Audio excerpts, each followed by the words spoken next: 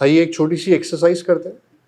इस एक्सरसाइज में आपने इस दिए गए कोड को फंक्शंस में ब्रेक करना है। इस वक्त आपकी स्क्रीन पे एक बहुत ही अजीब सा कोड नज़र आ रहा है, जिसको देखते समझ नहीं आ रहा कि काम क्या हो रहा है। आपको इस कोड को रीफैक्टर करना है। रीफैक्टर किसे कहते हैं? यानी इसी कोड को इस तरह लिखना है कि वो बेहतर अंदाज में लिखा जाए, अच्छे तरीके से रीफैक्टर होकर लिखा।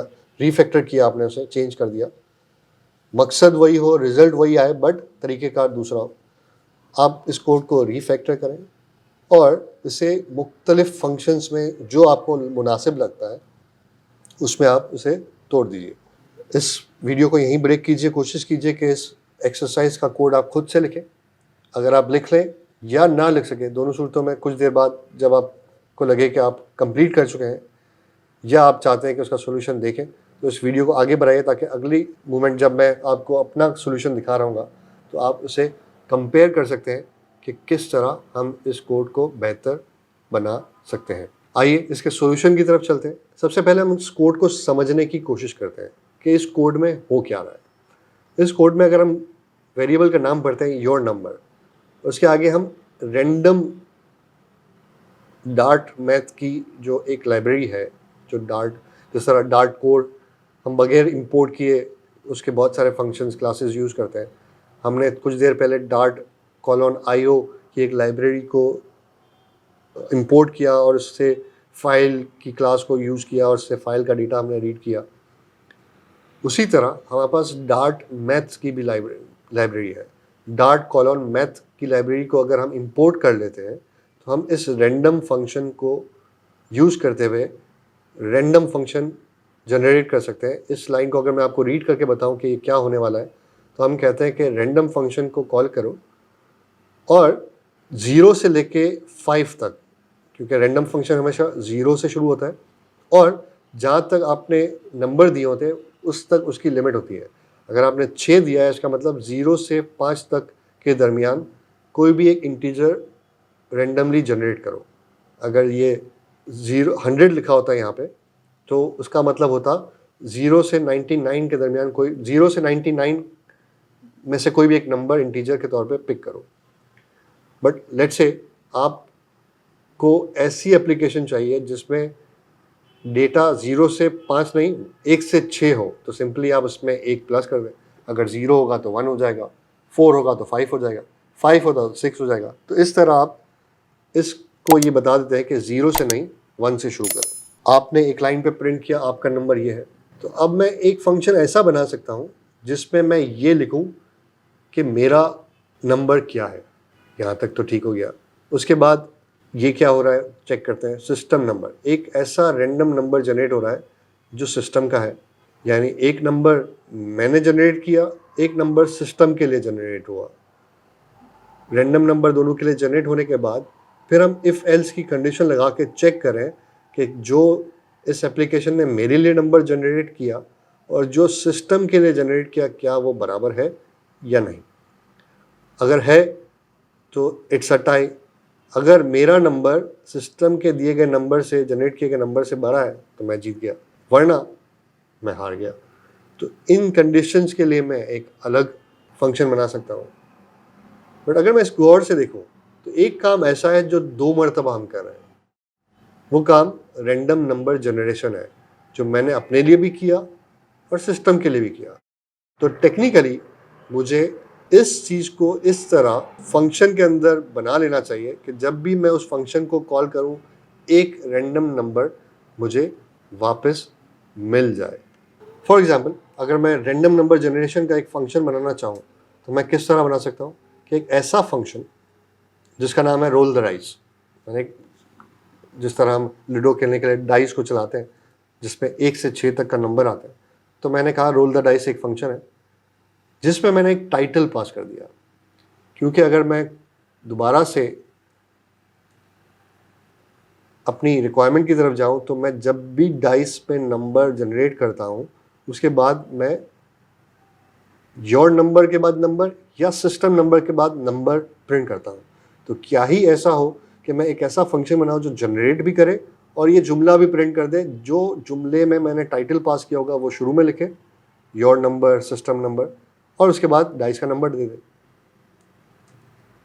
अब मैंने इसे इसी तरह बताया कि भाई टाइटल आपके पास आना है, आपने एक रैंडम नंबर जनरेट करना है और उसके बाद जो भी नंबर हो, योर हो या सिस्टम हो, उसको इस तरह प्रिंट करना है और रिटर्न करना है। रिटर्न के कीवर्ड के साथ हम बताते हैं कि ये फंक्शन जब भी कॉल होगा एक वेरिएबल में, इस वेरिएबल में जो भी वैल्यू है जो हमने यहाँ बनाया वो रिटर्न होगी। और इस दफ़ा हमने वॉइड की बजाय बताया कि रिटर्न जो होने वाला है वो किस टाइप का रिटर्न होगा, यानी हमने इंटीजर जनरेट कराया है यहाँ पे, तो हम इंट ही रिटर्न कर रहे हैं।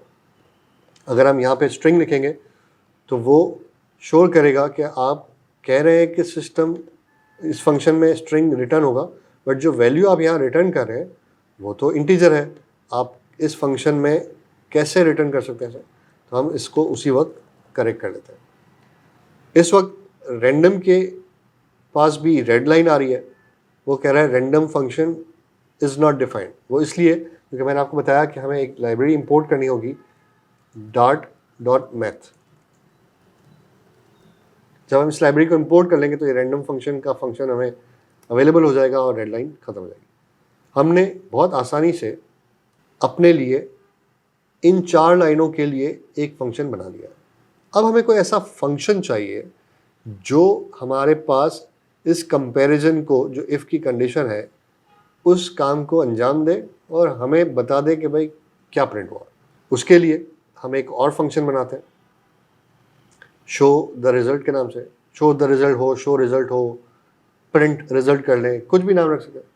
उसमें एक आपका नंबर और एक सिस्टम का नंबर आपने इनपुट दे दिया, कॉमा के साथ 2 वेरिएबल के साथ इनपुट आ गया। अब इस फंक्शन के अंदर आप सिंपली ये कंडीशन लगा लें कि अगर जो इनपुट के तौर पे आपका नंबर योर नंबर वेरिएबल में आएगा वो, और दूसरा सिस्टम नंबर जो यहाँ से आ रहा है वो अगर सेम है तो ये काम हो जाए, वो अगर एक दूसरे से बड़े हैं तो ये हो जाए, वरना ये हो जाए।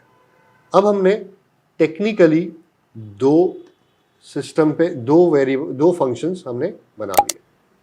अब इन फंक्शन को बनाने के बाद चूँकि डार्ट हमेशा मेन फंक्शन से शुरू करता है, तो हम सबसे पहले इसे कहते हैं कि मेरे लिए एक नंबर जनरेट करो। इस फंक्शन को कॉल करो जो कि ये है, उसमें योर नंबर भी देने की ज़रूरत नहीं, योर दे सकते हैं क्योंकि यहाँ पे नंबर ऑलरेडी मौजूद है। हमने योर दे दिया और उसके बाद हमने इसे बता दिया कि भाई जो वैल्यू ये फंक्शन रिटर्न करे उसे आप इस वेरिएबल में स्टोर कर लें। अगर इस वेरिएबल को मैं स्ट्रिंग कर दूँ तो क्या होगा, यहाँ पे वो रेड लाइन देगा कि जिस फंक्शन को आप कॉल कर रहे हैं वो इंटीजर रिटर्न कर रहा है, आप उसे स्ट्रिंग में कैसे डाल सकते हैं, आप उसे फिक्स कीजिए। हमने उसे दोबारा फिक्स कर दिया, बिल्कुल ठीक हो गया। अब मैं अगली लाइन पे उसे कहता हूँ कि मेरे लिए नंबर नहीं, सिस्टम के लिए नंबर जनरेट करो। मैंने वेरिएबल का नाम चेंज किया सिस्टम नंबर और यहाँ पे योर की जगह सिस्टम लिख दिया। अब दूसरे एक ही फंक्शन दोबारा मैंने कॉल किया, कोड को रीयूज किया और फंक्शन कॉल कर लिया। अब तीसरे में शो द रिजल्ट फंक्शन में जो वैल्यू यहाँ आई थी वो मैंने पास कर दी और जो वैल्यू यहाँ आई थी वो मैंने पास कर दी और उसके बाद दैट्स इट। अब अगर मैं आपको बाकी चीज़ें ना दिखाऊं और यही फंक्शन दिखा दूं, आप बहुत ही आसानी से देख के बता सकते हैं कि हो क्या रहा है। अब आप इस फंक्शन को देखिए और इस कोड को दोबारा देखिए, आपको फ़र्क महसूस होगा कि मेन का फंक्शन कितना क्लीन पहले था और अब कितना क्लीन मौजूद है। अब आप फंक्शंस की तरफ आए तो भी आपको पता चलता है कि जो काम यहाँ होना है वो कितना रीडेबल है। आप यहीं पे कोई चीज़ चेंज करें वो हर जगह चेंज हो जाएगी और इस तरह आप एक बेहतरीन फंक्शनैलिटी के साथ एक एप्लीकेशन तैयार करते हैं। आइए इसको चला के देखते हैं। आप देख सकते हैं उसने योर नंबर 2 जनरेट किया था, सिस्टम नंबर 1 किया था, यू विन उसने प्रिंट किया। दोबारा जब चलाएंगे तो दोबारा रैंडम नंबर जनरेट होगा, इस दफ़ा फिर यूवन आया, फिर तीसरी मरतबा चलाते हैं, दोनों के लिए सेम नंबर हो गया और आप देख सकते हैं इट्स अ टाई। तो इस तरह आप एप्लीकेशन को डिफरेंट फंक्शंस में ब्रेक करते हैं और उसको डिफरेंट फंक्शनैलिटी के साथ फंक्शंस बना के रीयूज़ करते हैं अपने कोड में, जब जब आपको उसको रीयूज़ करने की ज़रूरत पड़ती है।